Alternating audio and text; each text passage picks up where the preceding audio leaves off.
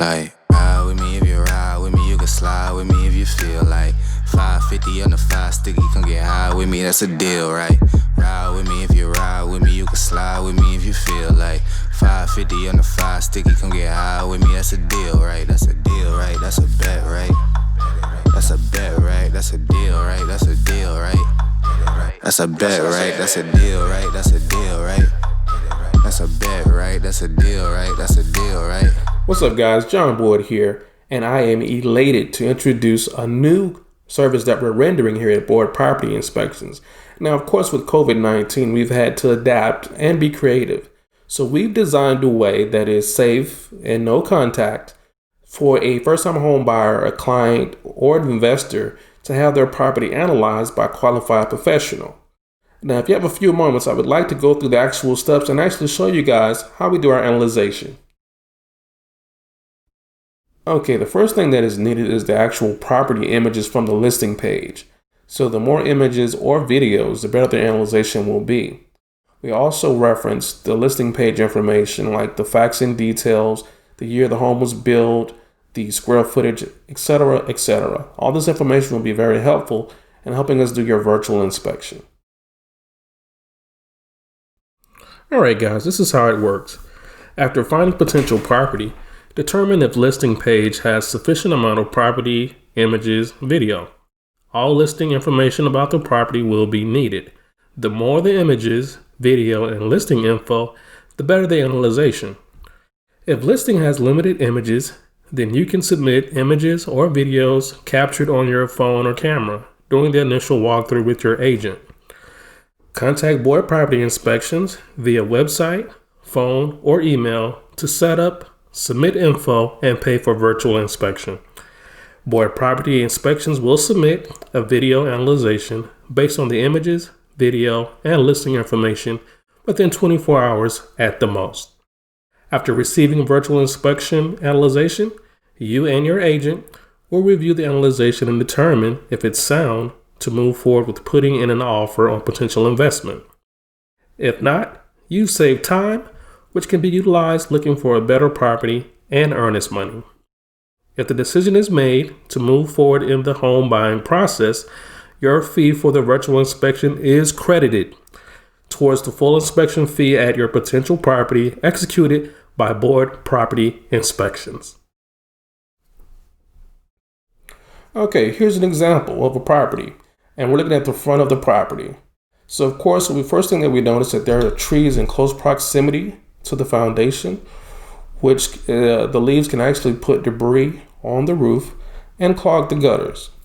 Also, with trees being very close to the property, it can cause foundation and issues with the plumbing. So I recommend that it be at least 15 to 20 feet away from the home. Okay, another thing that we're noticing is that per this drainage system right here, it looks like water would be distributed on the neighbor's property, which may not be a good thing. Okay, so we have a drainage issue that needs to be addressed on this right gutter. Another thing that we notice here is that the steps are not properly, not the sufficient height. They're different heights, so they're not the sufficient height that they should be. Okay, also we see that there's no extension on the neighbor's gutter over here. So that means that there will be heavy water accumulation in this area over here. And also we see that the driveway is a downward slope towards the home. So I believe that there's going to be heavy water accumulation right here in front of the home. And when we look at the pictures, we look at other pictures or other angles, it looks like this was previously a garage door. So there is some concern with the water accumulation in this area. And we'll go over that later, further in the presentation. Also looks like that there could be some issues here where the sidewalk terminates into the foundation wall. I don't know if that's a previous repair, but we would also want to look at this area right here also. And we also need to determine if it's on a basement or a crawl space. And I believe it is on a basement. All right, this is inside the home. And of course, there's a missing fixture, a missing toilet.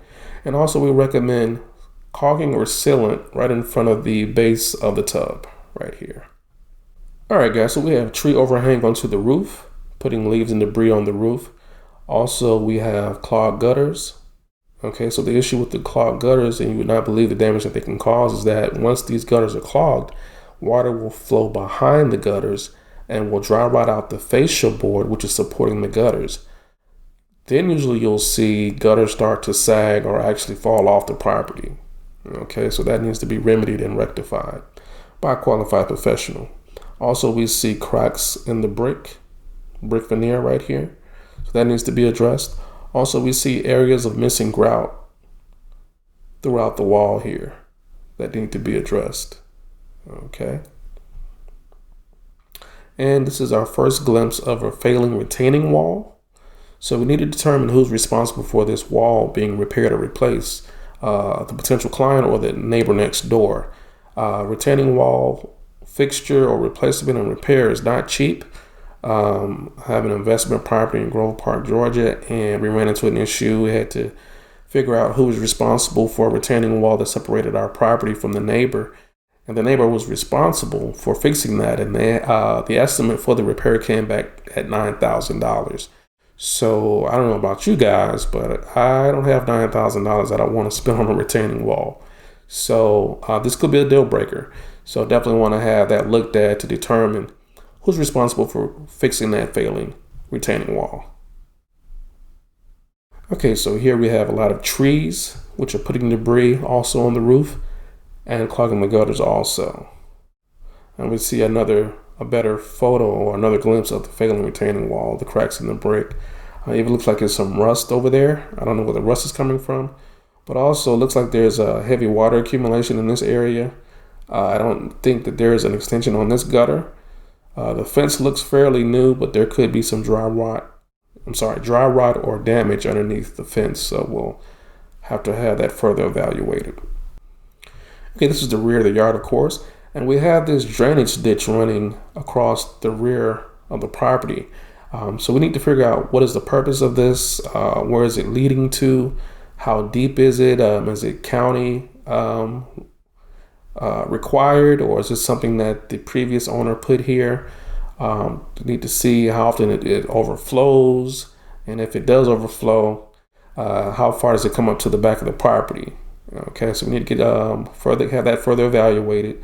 We also see deck support posts in direct contact with the ground, and that shouldn't be the case. We see an extension, a loose or unattached extension off the gutter or downspout over here, so that needs to be attached. And we see a lot of gravel right here, and usually when we see a lot of gravel in close proximity to the foundation of the home, that's normally there to mitigate a lot of water accumulation, or there's a drainage system. If you look very closely right here, it looks like water accumulation right there in the broad daylight or the sun up. So it hasn't rained. So it looks like there's, if I'm not mistaken, water accumulation right there in that picture. Another thing that we notice is that these pavers are not depressed or compressed into the ground evenly. So these could be possible trip hazards, and they need to be further evaluated and rectified. Okay, so this is inside the home. We do notice that there is a gas stove, which is a gas appliance, and I believe that there's other gas appliances in the home. So with that being the case, I did notice that there were the lack of carbon monoxide detectors and smoke detectors throughout the home per the pictures. And you guys, I'm just doing a sample right now, but there's a 30-minute after this presentation of the full analyzation with all the pictures. Is over 40 pictures. So I only took a few pictures to give you guys a quick sample of what it looks like. But out through all the interior and pictures, we never saw smoke detectors or carbon monoxide detectors. Okay, so of course the microwave's missing, and the attic doesn't have a pull-down stairs. So that means that a ladder would be required to push up to get access into the attic. Okay, so this is a picture of the rear of the property, and you really can see the failing retaining wall right here. Okay, and like I said, it's like a lot of heavy water accumulation in this area. We check both fence areas to see if there's water accumulation or dry rot. And once again, the gravel, close proximity to the foundation of the basement, foundation wall, the basement wall. We'd also want to check this door to see if there's any dry rot or water damage because of the heavy water accumulation. Also, this header up here looks kind of funny. Don't know if that was installed correctly, so we'd have that further evaluated.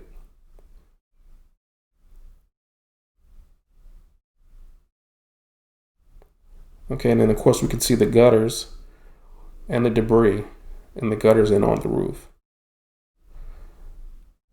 And both gutters don't have extensions. This extension, once again, is way over here, 3 to 4 feet away from the actual gutter system or downspout. All right, and this is the front of the home again. So this is that garage area that I guess was converted into a room. So as you can see in front here, it looks like there's a lot of heavy water accumulation right here in this area. And this area, I'm afraid, may be a troublesome area. We definitely need to have this area further evaluated by a qualified professional. If the client were to recommend to go forward with this property, the first thing that we would do would get a thermal camera to see if there's heavy water intrusion in this area, because I believe that it is. Okay, you got a number one, you got a downward slope on the driveway, which is bringing water. Then you have no extension on this gutter. So the water is collecting here, plus the water coming down the driveway. And then, as we pointed out earlier, that there's no extension on the neighbor's gutter. So it's just a lot of water accumulating in this area. And I think that this is a troublesome area of water intrusion and water accumulation in this area here. And then once again, we see the gravel, which is normally prevalent in areas where they're trying to mitigate the drainage of water accumulation around the property of the home. All right, guys, so there you have it. So that's an example of what our virtual inspection looks like. Okay, so for a limited time, we're offering this service for $99. Okay, and you can't beat that. All right, because if you move forward, of course, as we stated earlier, it will be deducted from the actual full inspection at the property. And if not, all you lost was $99, but at least you got eyes put on the property by a qualified professional. All right, guys, so I believe it's definitely worth it. All right, if you guys are interested, contact me at my website, boardpropertyinspections.com, or you can call me at 404-904-1328. And of course, my email is johnboyd@boardpropertyinspections.com. All right, don't delay. I look forward to hearing from you. And as promised, I have the full analyzation. It's about 30 minutes long. If you want to look at that to really see, it was about 40 pictures. So if you want to see that, stay tuned. Be blessed. I'm going to do an inspection just off the pictures. I'm not even going to be at the property, but it's some things that just looking at the actual pictures, I'll be able to already have in my mind. This is what I do on a regular basis before I come out even looking at investment property or an inspection rather. I study the listing page because it'll do half the work for me. Like watch this for example. So this is, let's start with the first page. All right, so this is the exterior of the home. Okay, so what are some things that we notice? Looking at the roof. So the roof looks okay, it looks decent. May not be brand new, but looks okay. All right, but look at this tree. Okay, I'm a big stickler on trees being very close to the property. Number one, they can put leaves on the roof, which can clog the gutters. Okay, and then what about the roots? Okay, so you do not, let me repeat, you do not want that headache of roots being very close to the property because they can ruin the foundation, cause severe foundation issues, and they can also, if you have plumbing underneath the home, they can disrupt your plumbing, and you do not want that headache.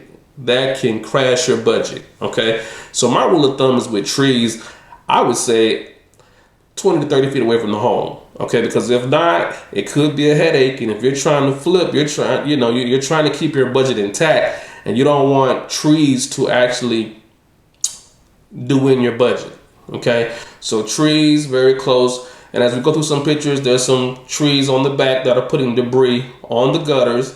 We want to look to see if we have gutters, and we do, because there are some homes that don't have gutters, Okay, and if they don't, to me it's a standard. If you really want to get it to attract buyers to your flip or to your investment, and you gotta find a way to get that water away from the foundation. Okay, you want to walk the property, once you get there, or look around to see what the drainage system is looking like. And we have some issues with the drainage issue here on this property. So as I progress, I'll show you what I'm talking about. But as we're going further along, so we do see gutters.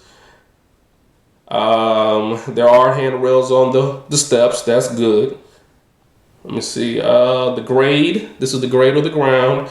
This part is level. Okay, it's not going downhill towards the home. The best situation would be downhill away from the home, not towards the home. But when we come around and see another picture over here, we'll see that it's going downhill, and that could be some drainage. There are some drainage issues. And this is just information I'm getting right off the listing. I haven't even walked up or drove up to the property. So this is stuff I'm trying to empower you guys to look at before even thinking about investing on a flip.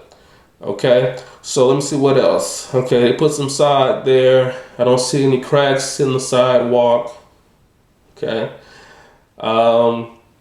Can I tell if it's on a crawl space or a basement? It's on something because this is the first level and then it drops over here. So it's either on a basement or a crawl space. We want to know. That's important because if it's in a crawl space, I guarantee 9 times out of 10, when they did this renovation, as you will see as we progress in this actual training, they spent a lot of money on the candy. All the features are nice, but a lot of times they don't spend money on the major issues in the crawl space, which is the foundation issues. They, if your furnace is down there or your water heater's down there, they don't spend a lot of time down there. They neglect that area, but because 9 times out of 10, you as a potential investor or buyer, you're not going to go in the crawl space. So it's the game that they play. They're going to spend money on the places where the buyer would be attracted to the most.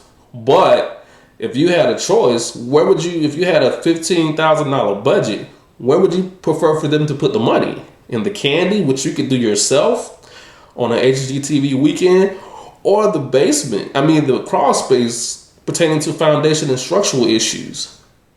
I would think that you would want it on the structural issues, being that they're the most expensive on a total flip. The most expensive repair is always structure. Okay, so that's where you would want the money, or that's where I would want the money, so I don't have to spend it. I can do all the flipping and the custom stuff myself. Okay, but let's see what else do we have. So the windows look new, look pretty energy efficient. I think they have screens on them. Okay, so I think that's all I have on the front. Driveway. We want to see if it's paved. I can't tell if it's paved or not. Looks like it's okay. I guess that's it right there. So when we look at the other picture, we'll see if it's paved. All right, let's go to the next picture. All right, so this is the inside. Okay, so it looks good. I don't really get impressed with the candy. I've seen 1,000 renovations. There's very few that are thorough, through and through, true renovations where they went from the rooter to the tutor, from the crawl space. They covered every aspect. 9 times it's 50%. They'll do 50% on this interior, but neglect the attic and the crawl space. So I don't really get too caught up on this stuff here. This is cool. This is fine. But when you get into the interior and the guts of the home, as I call it, 9 times out of 10 is very disappointing. Okay, so just looking at this here, I don't see any smoke detectors. I don't see any carbon monoxide detectors. Let me see. We'll check to see if we have some appliances. I guess this is where the refrigerator is going. It's like there could be a water line right there. Okay. All right, so they have the vents in the ceiling. Okay, so that probably means that the furnace is in the attic. Okay, so we'll go to the next picture. Okay. Yeah, windows, a lot of light coming in, natural light. The windows look newer, so hopefully they're energy efficient. This seal by the door is a little suspect. I want to check and make sure that that's sufficient. Let's see what else. Okay. Still don't see any smoke detectors or carbon monoxide detectors. Okay, next picture, another angle. Okay, this here is probably some exposed wiring in the wall that needs to be covered. Okay, so it's living room, open floor plan, dining room. I guess that's a bedroom or a bathroom. Okay. All right.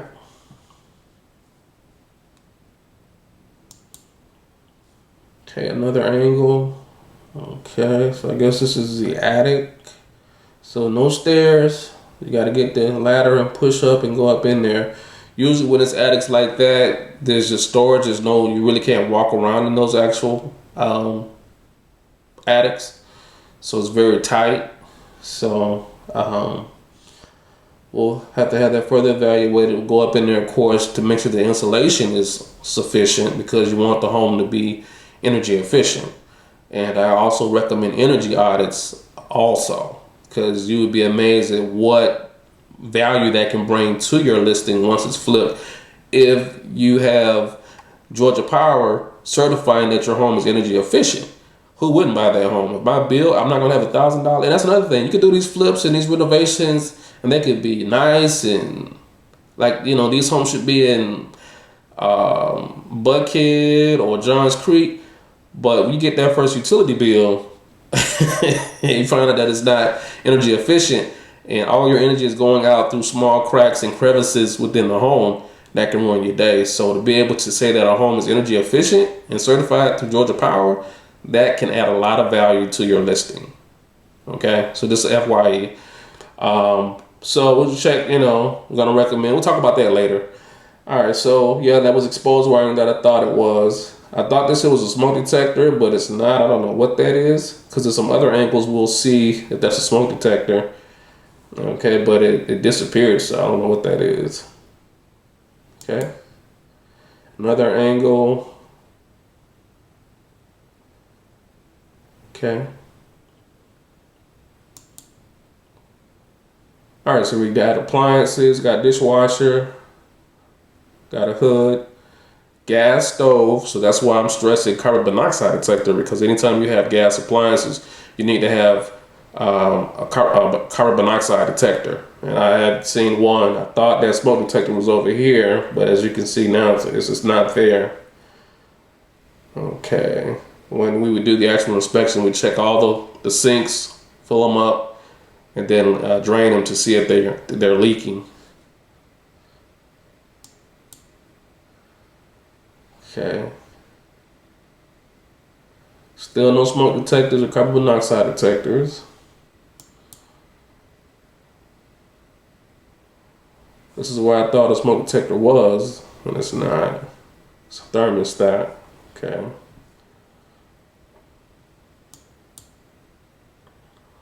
Once again, this is where I thought that smoke detector was, and it's not. All right.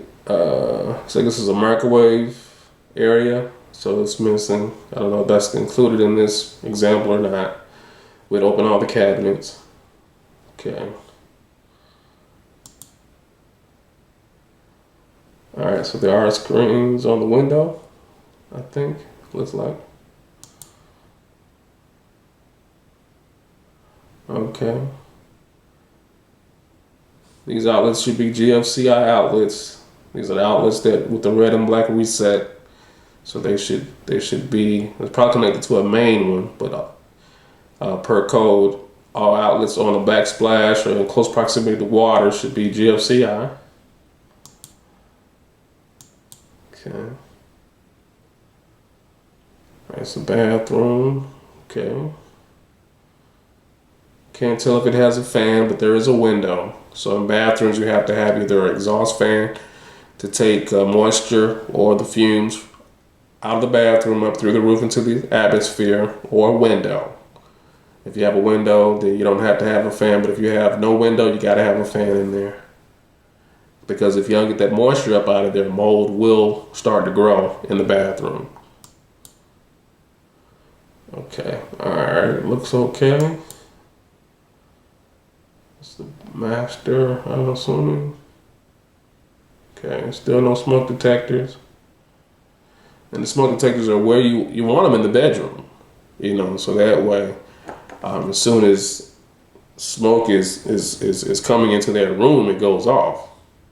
If it's way in the kitchen, let's say on the bottom level on the other side of the house, you may not even hear it going off. So that's why you want smoke detectors, preferably in every room or in the hallways at least. Okay, all right.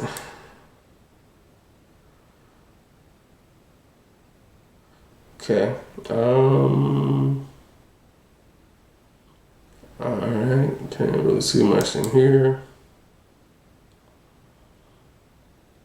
Okay, we got a barn door in the bathrooms, okay.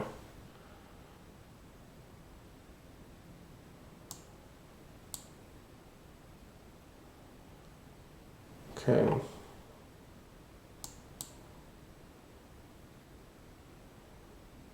All right.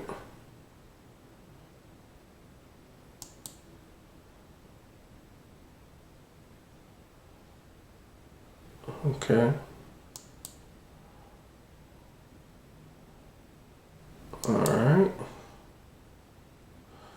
All right. At the bottom of this door here, the seal looks kind of suspect. I don't know if that's paint, but just looks kind of strange. So before going to the property, if I was to do the inspection, I'd definitely be paying attention to the actual seals at the bottom of the door. Okay. All right, still no smoke detectors or carbon monoxide detector.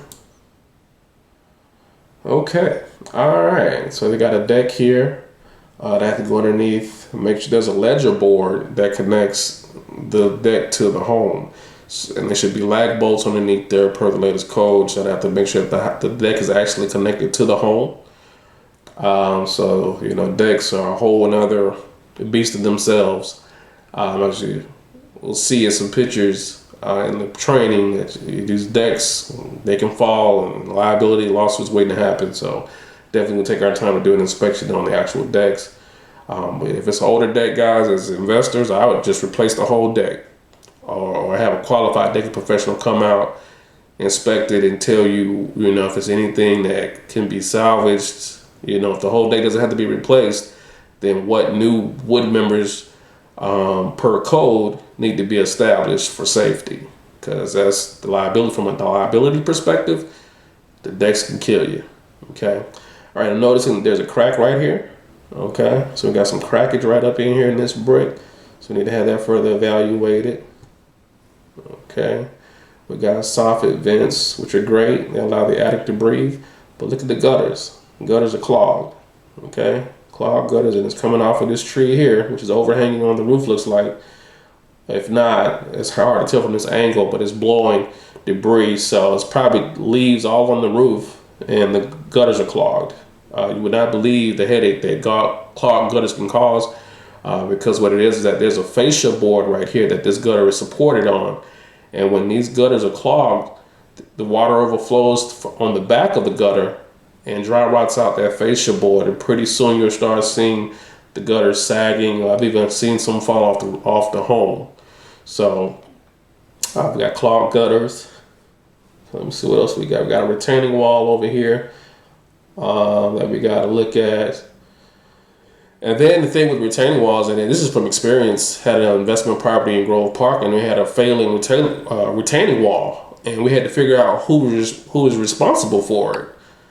And after further evaluation and looking at the plot of the plat and looking at the city records, it was the neighbor's property, their responsibility. So it was a rental, an investor that had the property in California. So they had to pay to get the retaining wall repaired. And so they knocked down the old one because it was falling down and put up a brand new retaining wall. And the cost for that repair was $9,000. Okay, that can kill your budget. Okay, so I was so glad that we didn't have to take care of that cost. But $9,000, almost 10, can kill your budget on a retaining wall. So when looking at properties, retaining walls, whether they're brick or railroad ties, if they're failing, same thing with trees. If there's a tree on the property line and you don't know who the tree belongs to and it's dead or it's leaning, you may want to figure out who's responsible for removing those trees. And removing trees is not cheap. And sometimes you got to go through the city to pay them to get permission to remove it. So just be mindful of trees and retaining walls because they can cost you and kill your budget when looking to flip an investment. All right, so anything else? All right, so I think that's all we got on this picture. Okay, yeah, these trees, be mindful of trees. They're spaced out. They're not right up on the home, but they could be putting leaves. This one's kind of close, putting leaves on the roof. Okay.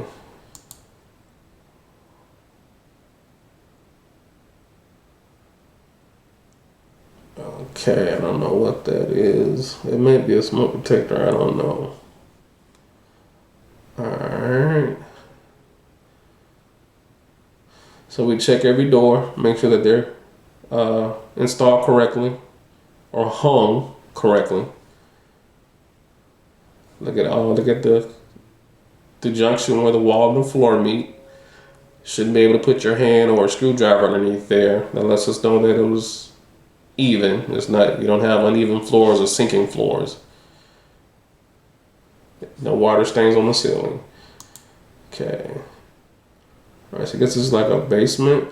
Now, this here was probably a wall that they removed because there's no column or anything in the middle. I'm assuming it wasn't a load-bearing wall, but because it was a renovation, they made adjustments to the original structure of the home. We need to see if there were any permits pulled. Anytime you make changes to the foundation or the structure of the home, you do an addition, you should pull permits, but you would be amazed at how many people flip homes and don't pull permits. A professional flipper or person doing renovations would pull a permit. Of course, it costs. You have to pay the city or the county for the permit. A lot of people cut that cost, but that separates the wheat from the tare, the professionals from Uncle Willie. So we want to check to see if there was a permit pulled to confirm, and then that way you'll know who did it. If there's any issues going forward, you can go directly to the source, if they have any warranties on their work, things of that nature. So anytime I see something like this or any additions or any work, I wanted, and I could tell by the work that's been done, if it's shoddy, I know a permit wasn't pulled.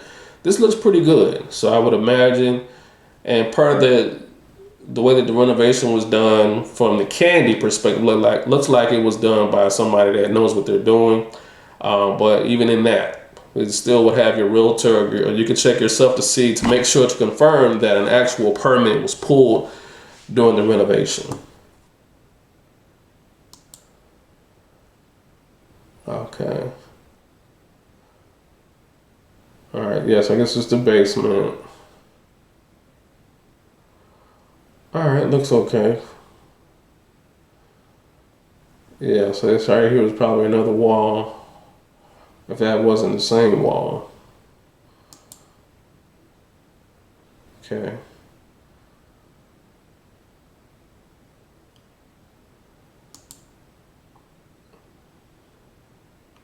All right, those cabinet doors look a little janky. May not have been installed correctly, look kind of crooked. We'd have to confirm that. Okay.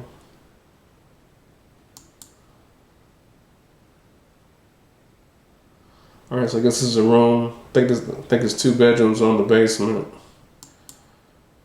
Okay. All right. All right, still no smoke detectors. You don't see any humidifier. Sometimes in basements they have humidifiers to keep it from moisture collecting. So don't see that. Okay. This is a small tub. I guess this is in the basement still, and the toilet's missing. Okay. So we don't see a toilet, right? This is where the toilet would go. So we see the connection, but no toilet. This is a small tub. I mean, I'm 6'4", 240. I probably couldn't fit in that tub. Okay. So maybe something you want to be mindful of. You know, that could, depending upon if you're going to Airbnb out the basement, that could be a problem. Okay. So things to be mindful of. We would definitely check the seal around the tile to make sure there's no areas for water to have water intrusion in all the grouted area right here, especially in front of the tub. Okay, I don't know if it doesn't look like a windows in this bathroom, so there should be a fan, exhaust fan on the ceiling. Okay. All right, I don't know what this ditch is about right here. I don't know if this is running across everybody's yard. This is the drainage ditch. If it overflows, definitely want to have that further evaluated. Okay, it doesn't look like it's in a floodplain, and I'll go over floodplains a little later in the training. But definitely make sure that you're not in the floodplain or flood zone. You don't want that headache. Okay. All right, so this is the rear of the property. I noticed that there's a lot of gravel up here close to the foundation.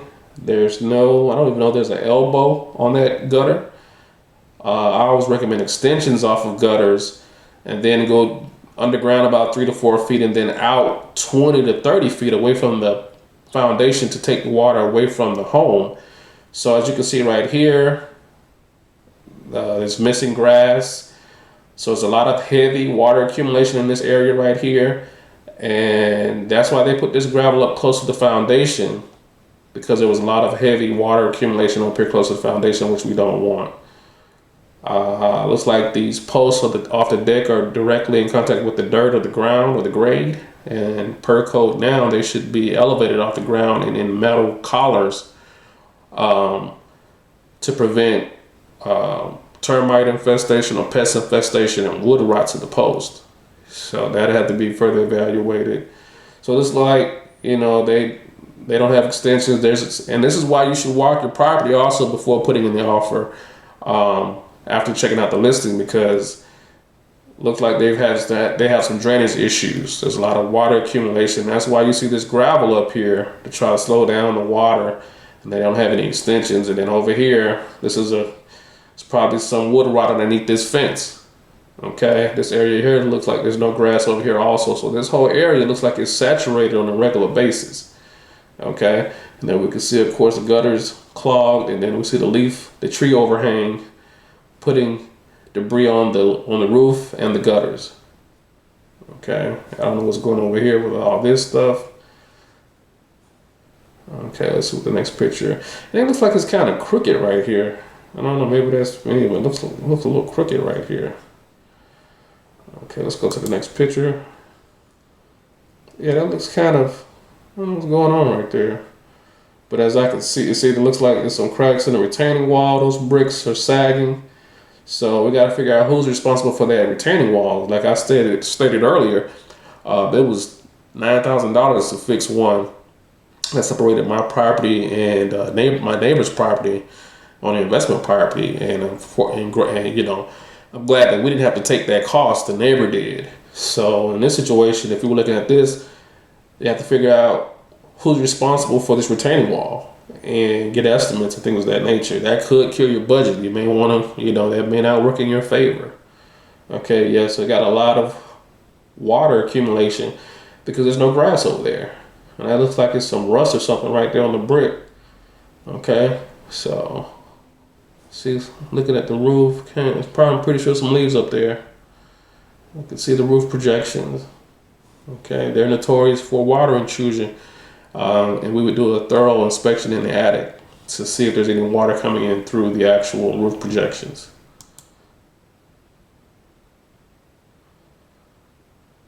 Okay, it looks like, I don't know, that's an extension coming off of that gutter.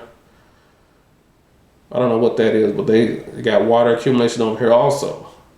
So same thing, recommend if it's not an elbow on there, put an elbow on there and then an extension and take it down 3-4 feet and then out another 20 feet so that the water terminates at the rear of the property and not close to the foundation of the home. Because it's probably dry rotting out both fences on both sides. I've just got a lot of water accumulation. And water will seep through brick. So it's probably water coming in through the basement also, per the evidence of the gravel around the foundation. Okay. All right. So we don't have a garage. So that may be a deal breaker for some people. But look how the driveway slopes down towards this area right here. So there's a lot of water accumulation right here. This coming off the driveway, and then this gutter, I don't know if that's an extension or what, but it's not underground. It's just coming out right here. So as you can see, we got this infamous gravel and pavers. That wasn't for decor. That's because it's a lot of water, heavy water accumulation right here. And you don't want that, especially in front of this area. They're having a hard, it's probably water seeping right through the front of this area.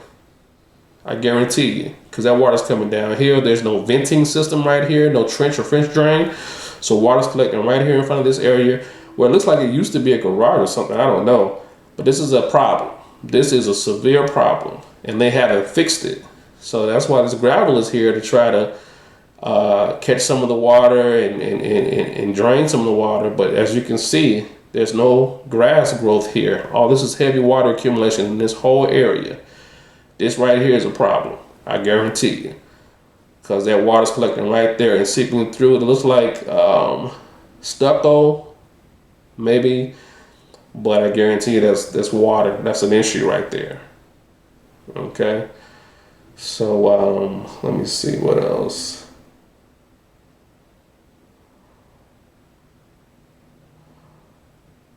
All right, so I think, yeah, that's yeah. So, but this is just some stuff that we found just by looking at the listing. Okay, that you guys can also hopefully utilize when looking at a potential investment property. The pictures, like we basically did a inspection right off the pictures already. So this is what I do on area inspection. Before I come out, I already have my game plan in order. Just off the stuff that the pictures give me. And then when I get there in person, I'm marking that stuff off mentally in my head. And then of course I'm looking for things that I can see in person that I can't see actually doing with the photos.